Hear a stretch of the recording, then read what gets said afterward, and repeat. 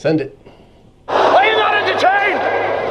Are you not entertained? Is this not why you are here?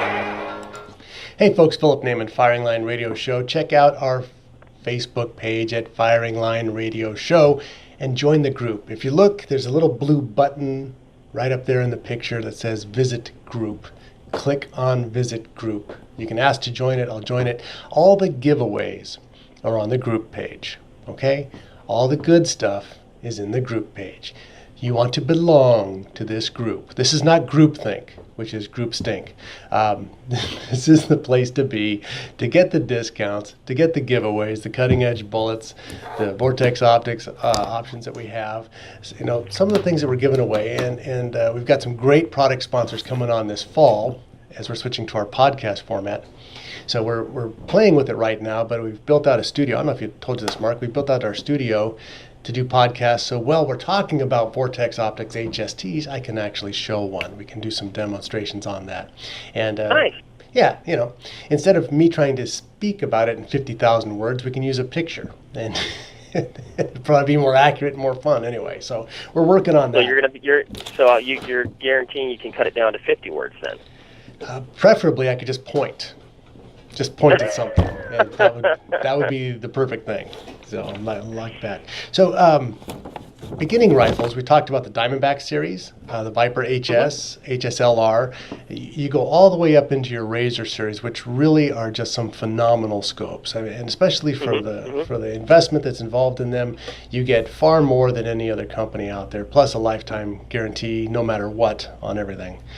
Yep, I mean that's across every scope, every bino, every spotter in the lineup. I mean it truly is an unconditional, transferable lifetime warranty. I always say we try to build our stuff so person never has an issue, but it sure is nice knowing that if something does happen, which we all have been in the field and know what can, man, we'll take care of you.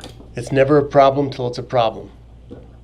There you go. There you go. And I will say, we talked about some scopes with some very high level functionality and performance. So. I probably wouldn't put them in that, quote, beginner category or anything like that, but they don't carry, super crazy price tags that a person, can't get into them at the same time. And that's one of the things is the bang for your buck. There's a big value for Vortex, and you don't want to don't think of them as a budget, because it's not a budget optic. They're high-end optics. They're just at an affordable price, and that's a treat. I've shot other optics for years, and I made the switch here because that's what I saw was clean, clear glass, tracking that was true, magnification that ranges that I wanted, and an affordable price range. And a lifetime warranty just made it all the better on that. Hey, I have a quick question for you. There's two things I want to talk about in this segment. I have a Browning Medallion 375 Ackley improved. Got brand new stock work done on it. The gun is spectacular. Actually, Jim Grunning worked it up for me, and his friend Kevin did some unbelievable stock work. This thing is gorgeous, but it's a 375 H&H. Now, I don't envision it going for buffalo, so I'm not thinking a 1-2 or 1-4 power. What optic selection would you recommend for something like that? If it was me, that sounds like a really, really great rifle. Very capable for, probably just about anything you'd want to knock down, right? Pretty much, yeah. I'd take a hard look. Actually at the Viper HS that we talked about earlier. Either the 10X model or the 4-16 by 44, 4-16 by 50. And then, it sounds like a pretty premier piece of equipment there. I wouldn't hesitate to take a look at the Viper, the Razor HD LH series, which is going to be, like we talked about, optically top gear. It is very, very, very good glass in a very mechanically sound, lightweight package. I think it'd complement that setup, really well. And you could look at the 2-10 model or the 3-15, which that's definitely a cartridge that you can stretch if you need to a little bit. That 3-15 I think would be a great fit. If you wanted to, do some close-in work, or if you were in a, close range scenario, maybe you are coming around that river bend and there's a moose standing there. Maybe you are, hunting some tighter brush, and the shots are going to be close range, but you still have the ability to three power is great. With that 15 power. Yeah, and three power is great for a quick shot. I mean, it's not a hindrance at all. So that's a good idea there. The Razor HDLH 3 to 15. That's probably what I'd go with. My birthday's coming up. You'd be well served with it. Uh-oh. That's a great thing about having this radio show. I have a birthday every month. This is a great thing. Yeah, exactly. Yeah, I'm going to fact check this. I think you said that when we talked last month. Well, if you got to buy your own present, you might as well make it for your own birthday. So one of the other things that I like a lot, and I've shot this, all of my friends, I bring these rifles out and they fall in love with the whole setup. But, the 9mm carbine, okay, totally different, 375 H&H, Ackley improved, 9mm carbine. But they've been such a great, fun gun to shoot. I have one in an AR platform, and I have one in the new Ruger takedown carbine, which is just, nice, yep. Just a great little gun. But I put the crossfires on them, and they're really inexpensive. But I can't tell you how much more fun it is to shoot a gun like that. And the difference on the crossfire, if you're shooting a flat top AR-15 platform. Your buttstock. See, here's where a good the podcast would come in handy if I could have the firearms here. Your buttstock is the same level as the top of the receiver. So when you mount the gun and you put your cheek down on the buttstock, your eye is 2.5 inches above the bore. So if your scope is mounted directly on that flat top, you're looking over the top of it. It's impossible. So typically on an AR-15 platform, if it's flat top, you'll have extremely tall ring mount setup. And the crossfire dot comes with that. It comes with a nice Picatinny rail setup, but it's about 1.5 inches or 2 inches tall that it lifts it up. So if you're shooting it off of an AR-15, it's got the mount system set up for it. And I use the same scope, well, a different one, but the same crossfire. That mounting system comes off, revealing a Picatinny built right into the bottom of the red dot.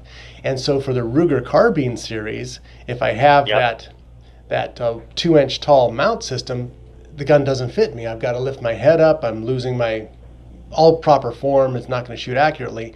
But when I mount it flat to the top of that carbine, because of the design of that buttstock, I'm looking straight through it as soon as the gun comes up. So great opportunities for a very inexpensive dot. And tell us a little bit more about that. So, that Crossfire red dot, man, that thing is an impressive little optic. It doesn't carry a big price tag. I think it's, coming in generally at or under $200. But I tell you what, I pretty much have my pick of the litter when it comes to optics here, which is, really, really fortunate. If I was going to put a dot on something, I wouldn't hesitate to grab that Crossfire. In fact, my dad just bought that Ruger himself a little while ago, and he said, hey, what should I put on it? And that's what I recommended, was that Crossfire red dot. It's a pretty easy choice, actually. It really is. You've got the kind of that multi-height mount system that it comes with. So you want to put it on an AR, fantastic. You want to swap it over to that Ruger, go right ahead. You're gonna have the equipment and accessories there to do it in a heartbeat. If you wanted to huck it on a shotgun with that lower mount, it's perfect for that as well. It's just, excuse me, it's just a really versatile, high-functioning dot. We've tested the heck out of it. Heck, I think we even had it on a 50 BMG at one point. It's just, I don't know, man. Like I said, it's an impressive little dot that doesn't carry the price tag. Really, the price tag doesn't match the performance that you're getting. It doesn't. And what is the size of the MOA of the dot? Oh, now I want to say, I think it's the 2 MOA dot. Yeah. So I really, really like that, a 2 MOA dot, because if I'm trying to shoot something at 100 yards and I've got a 5 MOA dot, I mean, you're covering whatever you're trying to shoot. If you're shooting a standard bullseye, your red dot's covering the entire bullseye. So it's kind of hard for any kind of precision shooting with the dot that big. And with the with the illumination, you don't need to have a 5 MOA dot. You can make it a little bit brighter if you need to see it quicker and put it on what you need. The other thing I like about that is the positive turn off. There's a 0. So if I grab the power ring and I switch it to 0, it's off. Some of them kind of have an unending power source. Is it off? Is it on the very light one? You can't really tell. And sometimes that leads to a mistake of leaving your scope on overnight or for a week or two till you look at it again, and then you've got to get a new battery. So I like the functionality on that, and it's very, very easy to sight in. Mm-hmm. Yeah, no, absolutely. No, it's definitely an incredible, feature-rich, performance-rich piece. So. Crossfire red dot. Folks, I want to thank my special guest, Mark Boardman from Vortex Optics. Find out all the great stuff at vortexoptics.com. We didn't even tell you about the free ballistic calculator that's on their site. That's fantastic. You can get the exact place you're going to shoot data for, so that's even better. Vortexoptics.com, great stuff. Very inexpensive, but it's the best, so we love it. Mark, thank you very much for your time. I appreciate that, and thank you for your sponsorship.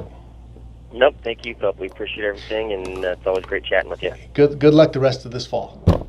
Yeah, you too. All right.